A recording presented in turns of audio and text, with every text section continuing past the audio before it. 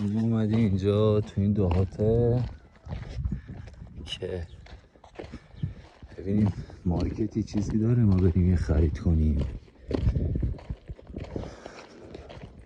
100% باید داشته باشه دیگه.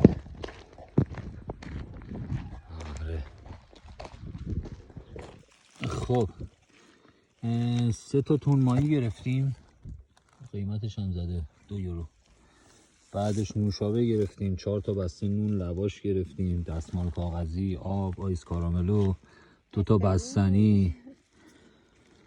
آره اینا رو گرفتیم. دیگه چی گرفتیم دوباره یه سری چیزایی. کلا خلاصه شد 30 یورو دیگه. اینا رو گرفتیم. بعد دیگه حالا خیلی گشنم، حالا بذارید بخورم، بقیه‌شو بعداً براتون میگیرم دوباره.